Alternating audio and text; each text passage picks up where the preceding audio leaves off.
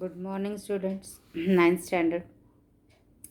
Today we are going to continue our chapter environmental management. In our previous lecture, we already learned the factor about weather and climate changes in weather, environmental changes. That all we already seen. How the weather is related and climate is related to atmospheric pressure, sunlight, clouds, humidity, rainfall, visibility, and temperature.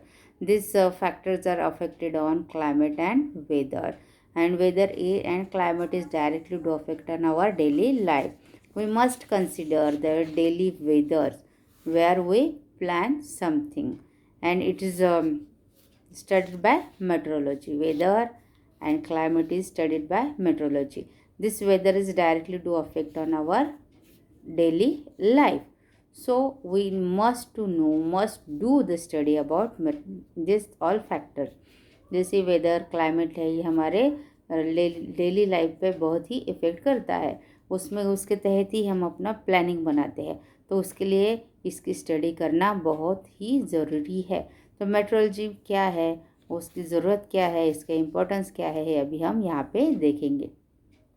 The science that study the interrelationship between the various components of air, natural cycle, geological movement of the earth and the climate is called meteorology. Meteorology is the interaction between the various components like air. Air जो है हर एक air हमारे यहाँ पे कैसी air है, warm air है, cold air है, मॉइस्चर क्या है उसमें, ह्यूमिडिटी कैसी है, ये factor as well as natural cycle क्या है, कंडेंसेशन साइकिल चल रहा है कैसे चल रहा है, जियोग्राफिकल मूवमेंट्स जैसे कि अर्थक्वेक है, क्लाइमेट एंड इज कॉल्ड, इनका सब का एक दूसरे के साथ इंटर रिलेशनशिप, और इसका स्टडी इसके लिए बोलते हैं metrology. Metrology include the study of storms, clouds, rainfall, thunder and lightning. जैसे ये तो नेचुरल फिनोमिना ये चलते ही रहता है throughout the year as well as any part of the world. कहीं ना कहीं तो ये storms, clouds, rainfall, thunder, lightning चलते ही चलते रहता है। तो इसका स्टडी करने का डिपार्टमेंट जो है उसे बोलते हैं meteorology. Depending on the study of such factors weather forecast are made, और इसी फैक्टर्स की जो स्टडी है उसमें ही अपना वेदर फोरकास्ट डिपेंड करता है। They are useful to common people, farmer, fisheries, aviation services, water transport and various other organisation. और ये हेल्पफुल भी है, यूज़फुल भी है। किन्हें ये जानकारी यूज़फुल होती है?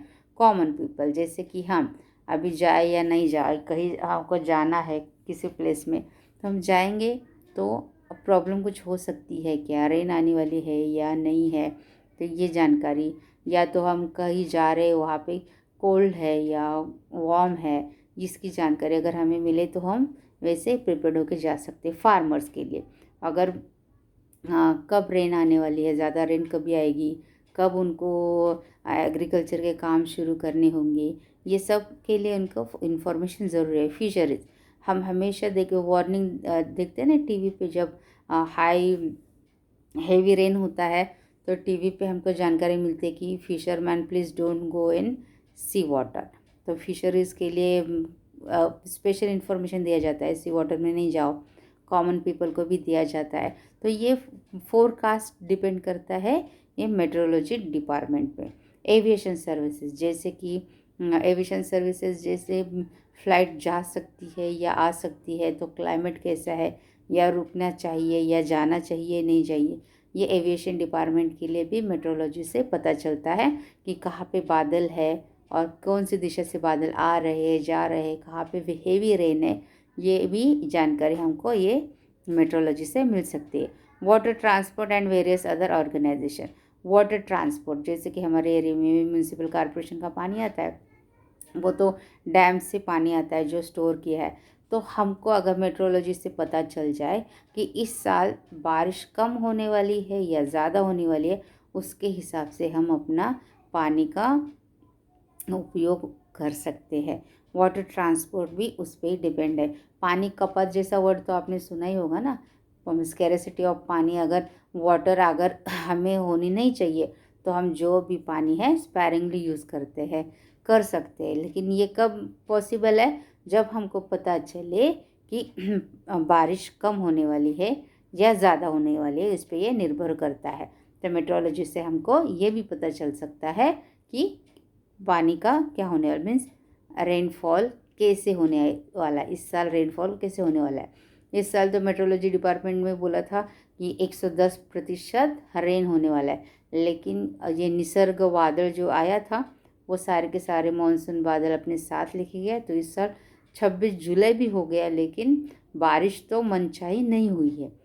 कहीं भी सुना है आपने फ्लड वगैरह तो कुछ आया ही नहीं है। खासकर जहाँ पे ज़्यादा होती है, पश्चिम महाराष्ट्र, बदलापुर, यहाँ पे कुछ भी नहीं हुआ।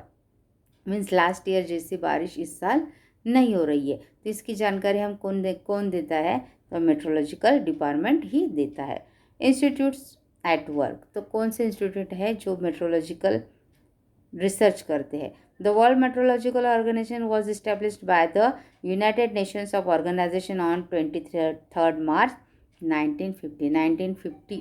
23 मार्च को ये इस्टेब्लिश हो गया है। This organisation play an important role in the food security, water management, transportation and communication. Food security के लिए, वाटर मैनेजमेंट के लिए और ट्रांसपोर्टेशन एंड कम्युनिकेशन के लिए ये रिसर्च, यहाँ पे रिसर्च होता है, यहाँ पे काम होता है।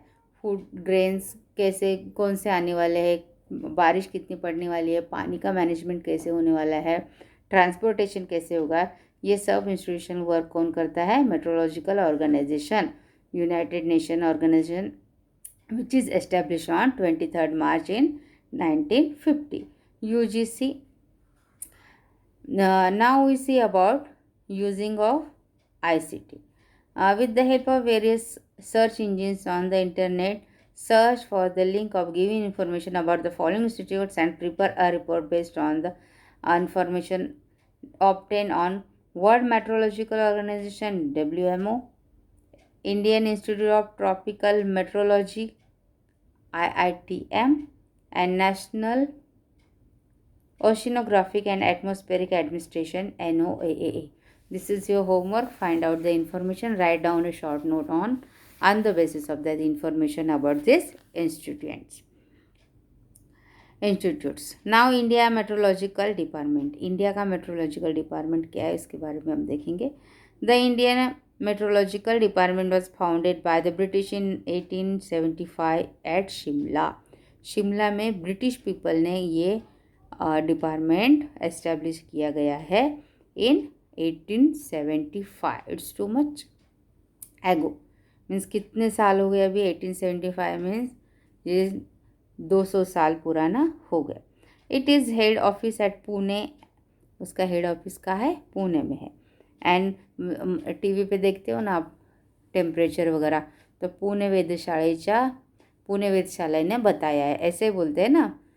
मराठी न्यूज़ अगर दूरदर्शन में देखते हो तो आपको डीडी न्यूज़ में समझ में आएगा.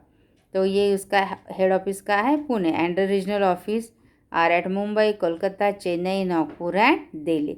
Maps are prepared every day which indicate daily predictions about the weather. Maps है ये रेगुलर बेसिस पे बनाए जाते हैं, डेली बनाए जाते हैं और इससे प्रिडिक्शन किया जाता है अपने वेदर का. Such maps are prepared and establish twice in every 24 hour. तो ये जो मैप बनाए जाते हैं ये दिन में 2 बार बनाए जाते हैं. In this institute research gone on continuously on various aspect like. यहाँ पे रिसर्च कंटिन्यूस होता है.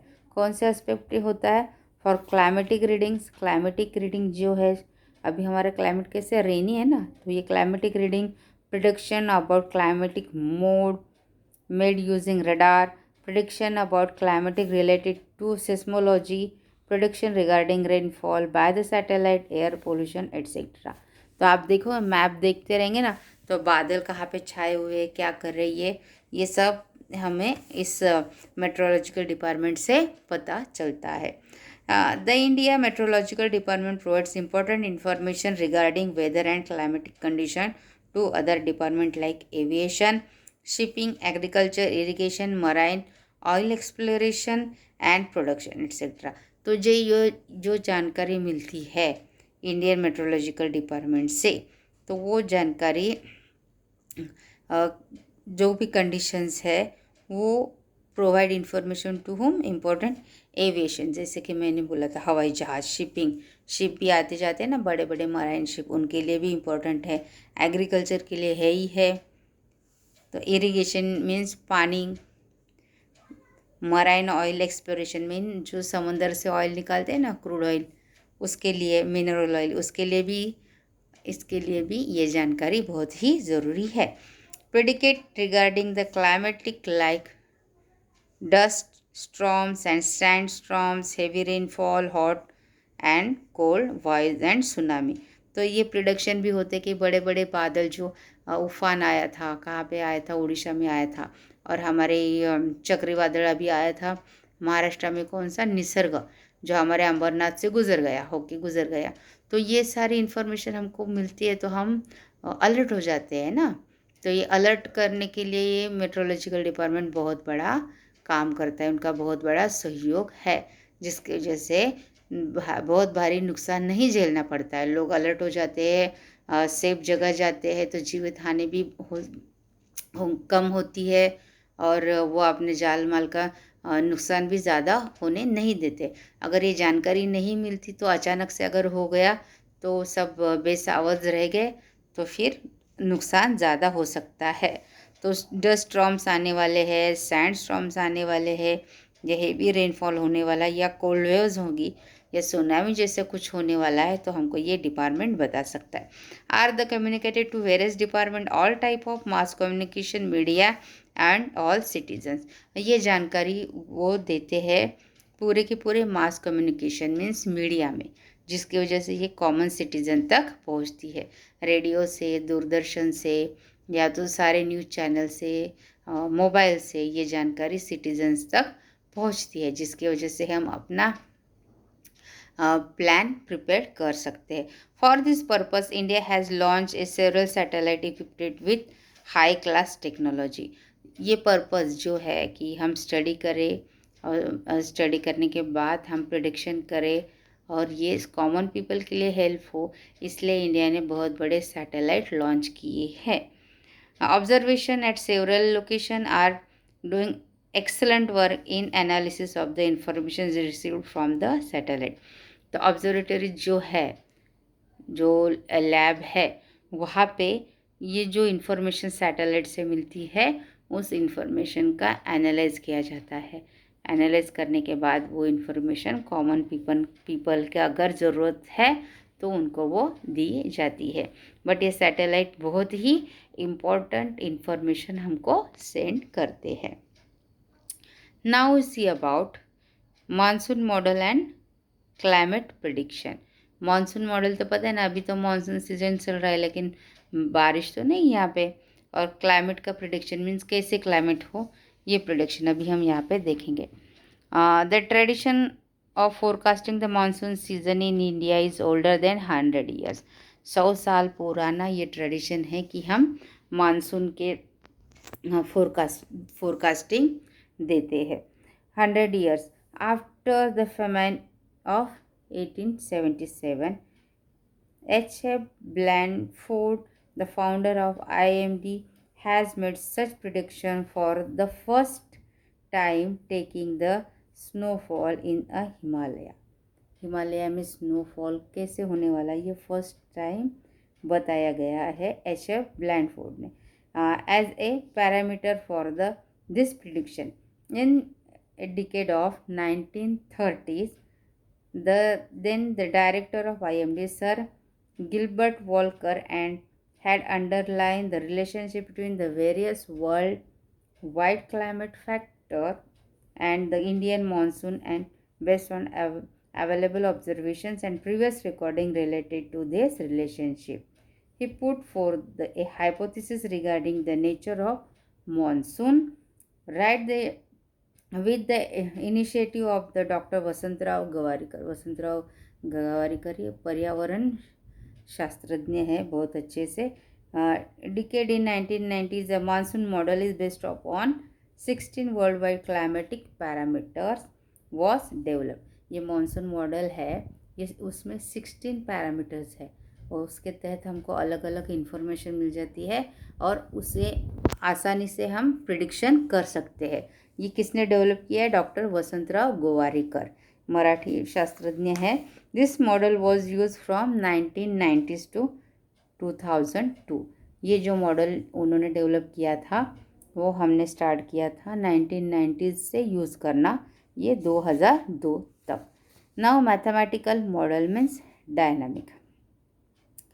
Forecasts are made with the help of mathematical model which take into account estimate of current weather related events and ongoing physical interaction between them. Data about the current climatic parameters in mathematically analyzed with the help of the Param supercomputer. Various mathematical models based upon daily geographic events are developed by the super computer technology. हमारा computer पता है ना, first India का computer है परम super computer. इसमें mathematical model है जिससे आप डायनामिक में इन द फोरकास्ट मेजर कर सकते हो, एस्टिमेट कर सकते हो current on the basis of maths, on the basis of numbers. With the help of this information, this computer analyze all the data and we get the information, we predict something about our forecast. Presently new models are being developed in IITM. IITM means what? Indian Institute of Tropical Meteorology. तो वहाँ पे भी presently work किया जा रहा है। Work is progress eight 2 levels, namely designing new models and developing new technology. तो ये 2 एम है उनके, इन पे ये टारगेट पे काम कर रहे हैं। फर्स्ट है उनका डिज़ाइनिंग न्यू मॉडल, जो ये मॉडल है मैथमेटिकल मॉडल, होलिस्टिक मॉडल जो है, तो अलग अलग मॉडल्स फिर से तैयार करें and focus on new technology, और नई टेक्नोलॉजी ऐसे डेवलप करे कि तुरंत ही और 100% करेक्ट जानकारी हमें फोरकास्ट की अवेलेबल हो। इस तहत ये IITM वर्क कर रही है, काम कर रही है। Now we seen about mathematical model, now see holistic model. In this model prediction are based upon the parameters use other models which have the greatest effect on the monsoon. Nowadays the prediction declared by IMD are the collective outcome of various model. This is called as holistic model. holistic model जो use करते हैं parameters, जो those parameters use other the models which have greatest effect on monsoon. monsoon पे किस किस चीज़ का effect होता है, कौन से पैरामीटर उससे लागू होते हैं, उस पैरामीटर की स्टडी करके ही ये होलिस्टिक मॉडल है, ये हमको जानकारी देता है। The statistical model. In this model the current climate observation in a region are compared with the earlier parameters such as ocean temperature, atmospheric pressure and other nature of the monsoon rainfall and several years. This data is comparatively analyzed by statistical method and prediction are made about the monsoon in the present condition. ये statistical conditions model जो है, इसमें जो भी data हमको मिलता है temperature का, ocean temperature, atmospheric pressure, nature of monsoon, rainfall fall several year, इसका स्टैटिस्टिकल स्टडी करके हमको प्रिडिक्शन मिलते हैं। स्टैटिस्टिकल मेथड से हमको प्रिडिक्शन मिलते हैं। That's why this model is called statistical model. Always remember, any meteorological model depend upon the interrelationship between the parameters used in that model and result expected from it. जो भी meteorological model है, हाँ, ये depend करता है किस पे? Inter relationship between, जो भी इंटर रिलेशनशिप है बिटवीन किस में? Parameter is use in that model and the result expected from it. जो पैरामीटर यूज़ किए हैं और उसका रिजल्ट जो है, एक्सपेक्ट किया हुआ रिजल्ट, इस पे ये डिपेंड करता है। However as the interrelationship with the reference to the ocean and atmosphere are never constant. जो भी इंटर रिलेशनशिप है रेफरेंस है ओशन एंड एटमॉस्फियर का, वो कभी भी कांस्टेंट नहीं होता है। Meteorological models need to be change continuously.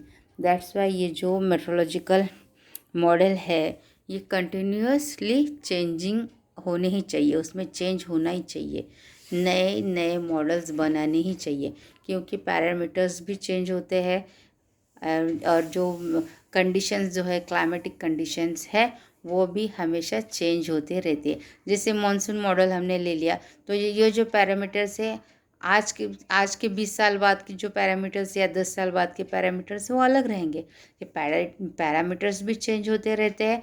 That's why we need to change this parameters according to our change in climate, change in our surrounding. So we studied now about this meteorology, Indian Meteorological Department, then mathematical model, holistic models, statistical model. Okay. In our next period or next lecture, we are going to learn about solid waste management need of the hour. Solid waste management क्या है, उसके need क्या है, ज़रूरत क्या है, importance क्या है, ये हम अपने नेक्स्ट लेक्चर में पढ़ने वाले। तो आपको होमवर्क है, please read this chapter again and write down the short note on metrology as well as mathematical model, holistic model and statistical model, and please send me on my WhatsApp number. Till then, goodbye.